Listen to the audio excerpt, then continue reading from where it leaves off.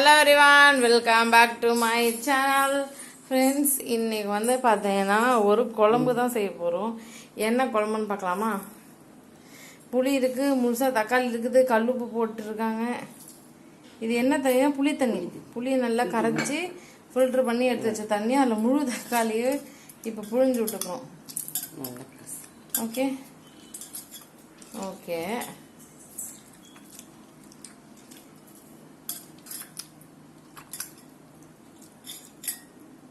அந்த தக்காளி சாரெல்லாம் இதில் நல்லா மிக்ஸ் ஆகிட்ருக்கோம்.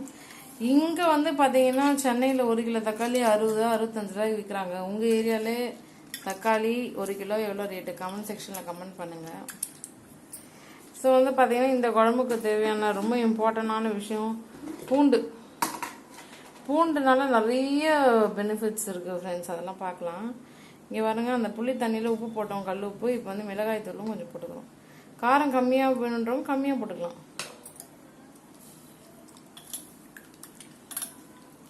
டிபெண்ட்ஸ், உங்களுக்கு காரம் கம்மியாக வேணும்னா காரன்றதை கம்மியாக லெவலுக்கு போட்டுக்கலாம். ஓகேங்களா?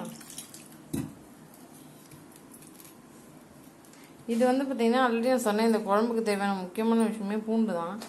அப்புறம் வந்து கருவேப்பிலை, கொத்தமல்லி இருந்தால் கொத்தமல்லியும் போட்டுக்கலாம். அப்புறம் பார்த்தீங்கன்னா வெங்காயம். தக்காளி அறியலை, பிகாஸ் நாங்கள் தக்காளி இதிலே புரிஞ்சு விட்டுக்கிட்டோம், நீங்கள் பார்த்துருப்பீங்க. ஸோ இப்போ இந்த குழம்பு வந்து ஸ்டார்ட் பண்ணலாம் வைக்கிறதுக்கு. ஓகேங்களா? ஒரு குழம்பு ஸ்டார்ட் பண்ணுறதுக்கு கேஸ் ஆன் பண்ணிக்கணும். ஆல்ரெடி நாங்கள் எண்ணெயை ஊற்றி வச்சுருக்கோம் கடாயில், அதனால் இப்போ எண்ணெய் ஊற்ற தேவையில்லை. ஓகேங்களா? சமையல் எண்ணெய் ஊற்றி வச்சுருக்கோம். அந்த எண்ணெய் வந்து இப்போ சூடாகுது. ஓகேங்களா? நல்லா சூடாகணும்.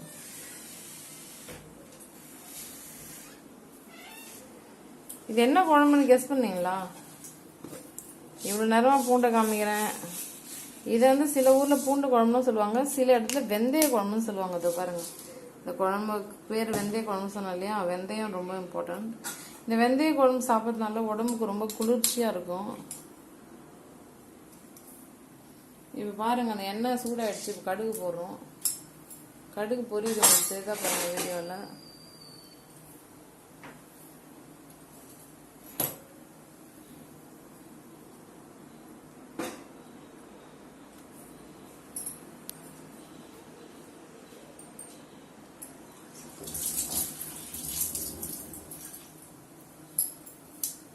அந்த எண்ணெயில் கடுகு போட்டாலே அது நல்லா பொரியுது, ஆவிலே பறக்குது.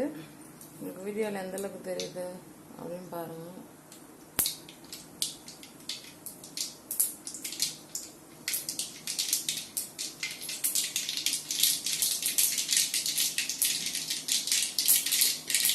அந்த கடுகு பொரியுற சத்தம் உங்களுக்கு கேட்குதுல்ல?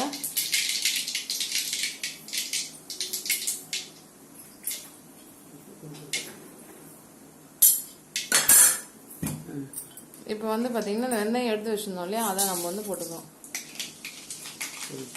அந்த வெந்தயம் வந்து நல்லா பொரியுது பாருங்கள் எண்ணெயில். அந்த பூண்டு தோலை நீக்கி பூண்டு எடுத்து வச்சுருந்தோம் இல்லையா, அந்த பூண்டு எல்லாத்தையும் போடுறோம். இப்போ வெங்காயத்தையும் போடுறோம்.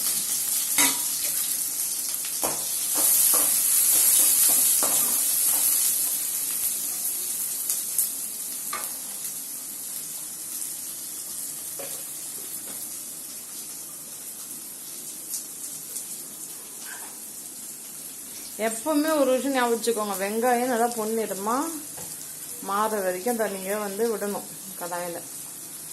நல்லா ஃப்ரை ஆகட்டும், நல்லா கோல்டன் கலரில். ஓகே, அது சேஞ்ச் ஆகும், கோல்டன் கலரில் சேஞ்ச் ஆகும். ஓகேங்களா?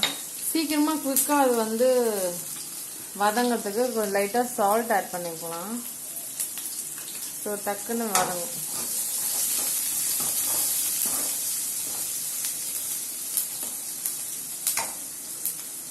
இது நீங்கள் ரொம்ப கேர்ஃபுல்லாக ஹேண்டில் பண்ணணும். கொஞ்சம் விட்டுட்டிங்கனாலும் தீஞ்சிடும், இல்லை ரொம்ப சீக்கிரமாக டக்குன்னு நெக்ஸ்ட் ஸ்டெப் போயிட்டீங்கனாலும் அது வெள்ளை கலர்ன்றது அப்படியே பச்சையாக இருக்கும். அதனால் அது நல்லா கோல்டன் கலரில் மாறுற வரைக்கும் வெயிட் பண்ணணும்.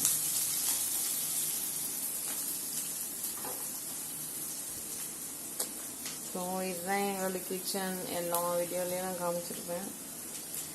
பார்த்தீங்களா அப்பளம் நாங்கள் எடுத்து வச்சுருக்கோம். அடுத்து அப்பளத்தையும் பொரிச்சிடலான்ட்டு. ஏன்னா இது வெந்தய குழம்புல தொட்டுக்கு அப்பளம் நல்லாயிருக்கும். இது ரவுண்ட் அப்பளம் எண்ணெயில் போட்டு பொரிக்கணும். இது வந்து பார்த்தீங்கன்னா சாம்பார்.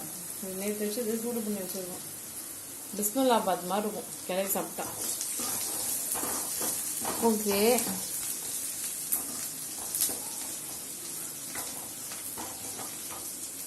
எங்களுடைய உப்பு ஜாடி இதை நாங்கள் ஒரு திருவிழாவில் வாங்கணும். அது இன்னி வரைக்கும் யூஸ் ஆகுது. அது பார்க்க ரொம்ப ட்ரெடிஷ்னலாக அழகாக இருக்குது பாருங்கள். இது வாங்கி 2-3 வருஷம் ஆகுது. நல்லா பத்திரமா வச்சுருக்கோம். உப்பு ஜாடி வந்து மூடக்கூடாதுன்னு தான் நிறைய பேர் சொல்கிறாங்க. ஆனால் நாங்கள் ஏன் மூடி வச்சுருக்கோம்னா இங்கே நிறைய பல்லிலாம் இருக்குது. ஸோ அதனால் பல்லி, இன்செக்ட்ஸு, கொசு அதெல்லாம் உள்ளே போகக்கூடாதுன்றதுக்காக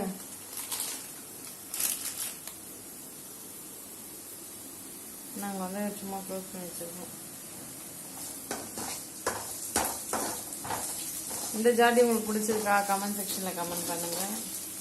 யாருக்கெல்லாம் சாம்பார் ரொம்ப பிடிக்கும் கமெண்ட் செக்ஷனில் கமெண்ட் பண்ணுங்கள். இப்போ பாருங்கள், ஒரு பொன்னிறமாக கொஞ்சம் சேஞ்ச் ஆகிருக்கு. உங்களுக்கு தெரியுதா? இருந்தாலும் இன்னும் லைட்டாக ஒரு 2 months விடலாம். ஏன்னா சில வெங்காயம் இன்னும் அந்த ஒயிட் கலரில் இருக்குது.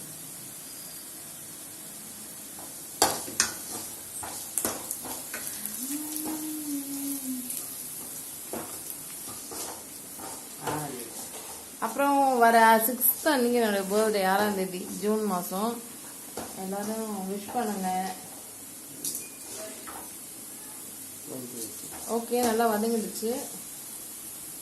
நெக்ஸ்ட் நம்ம அந்த புளி தண்ணி, அதில் வந்து கல்லுப்பு, அதில் மிளகாய்த்தூள், தக்காளி எல்லாம் போட்டு வச்சுருந்தோம் இல்லையா, அந்த தண்ணி, அந்த கலவை தண்ணி அதில் ஊற்றியாச்சு. இப்போ அந்த லாஸ்ட்டாக வச்சுருந்த அந்த கருவேப்பிலையும் போட்டுட்டோம்.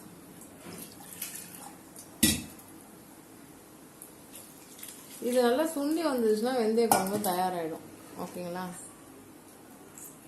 அவ்வளோதான். ரொம்ப சிம்பிளான இந்த குழம்பு. யார் என்ன சமைச்சிடலாம். ஸ்கூல் பசங்களே சமைக்கலாம், பேச்சுலர்ஸ் கூட சமைச்சிடலாம். ரொம்ப கஷ்டமே கிடையாது. நீங்கள் இதே மாதிரி உங்கள் வீட்டில் சமைச்சு ட்ரை பண்ணுங்கள். சவுத் இந்தியாவில், சென்னையில் இது மாதிரிலாம் வெந்தய குழம்பு சாப்பிடுவாங்க, தமிழ்நாட்டில். ஸோ இது மாதிரி வெந்தய குழம்பு நீங்கள் சமைச்சு சாப்பிட்ருக்கீங்களா? கமெண்ட் செக்ஷனில் கமெண்ட் பண்ணுங்கள். இந்த வீடியோ பிடிச்சிருந்தா நீங்கள் லைக் பண்ணுங்கள், நிறைய பேருக்கு ஷேர் பண்ணுங்கள். இந்த வெந்தய குழம்பு எத்தனை பேருக்கு பிடிக்கும் கமெண்ட் செக்ஷனில் கமெண்ட் பண்ணுங்கள். அப்புறம் நிறைய பேர் பார்க்குறீங்க, சப்ஸ்கிரைபே பண்ண மாட்டீங்க. சப்ஸ்கிரைப் பண்ணுங்கள். ஓகே, நீங்கள் சப்ஸ்கிரைப் பண்ணால் மட்டும்தான் நான் போடுற வீடியோஸ் உங்களுக்கு நோட்டிஃபிகேஷனாக வரும். ஸோ நீங்கள் எங்களோட நிறைய குக்கிங் வீடியோஸ், என்டர்டெயின்மெண்ட் வீடியோஸ்லாம் பார்க்கலாம். இது ஹெல்த்துக்கு ரொம்ப நல்லது. ஏன்னா இதில் நிறைய நம்ம பூண்டு சேர்க்கணும். பூண்டு சாப்பிட்டாலே எப்பவுமே ஹெல்த்துக்கு ரொம்ப ரொம்ப நல்லது. ஓகேங்களா? உங்களுக்கு தேவைன்னா சும்மா இன்னும் கூட ஒரு ஸ்பூன் நீங்கள் ஆட் பண்ணிக்கலாம். இஃப் யூ ரெக்வயர், உங்களுக்கு காரம் ரொம்ப பிடிக்கும்னா இன்னும் கூட ஒரு ஸ்பூன் மிளகாத்தூள் ஆட் பண்ணி நல்லா கலந்துக்கலாம். இப்போ நல்லா சுண்டி வந்துட்டா உப்பு இருக்கான்னு பார்த்துட்டு நீங்கள் ஆஃப் பண்ணிடலாம். சுவையான வெந்தய குழம்பு தயாராகிடுச்சு. ஓகே, இப்போ பாருங்கள் எவ்வளோ தண்ணியாக இருக்குது. கொஞ்சம் நேரம் ஆச்சு, அது நல்லா சுண்டி சூப்பராக ஒரு நல்ல ஒரு வெந்தய குழம்பு தமிழ்நாடு ஸ்டைலில் தயாராகிடும்.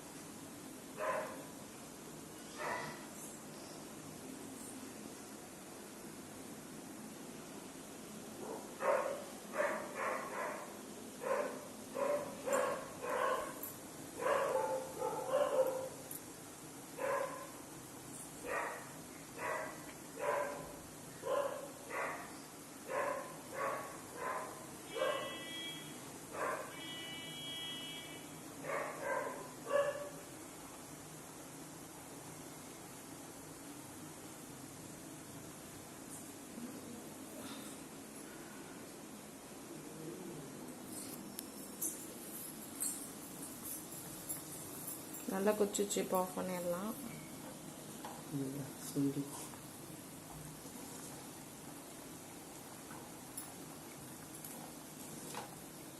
இருக்குது.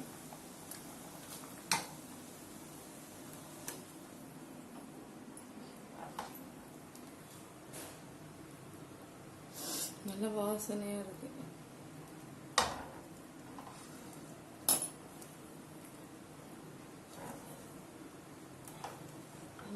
சூப்பர்.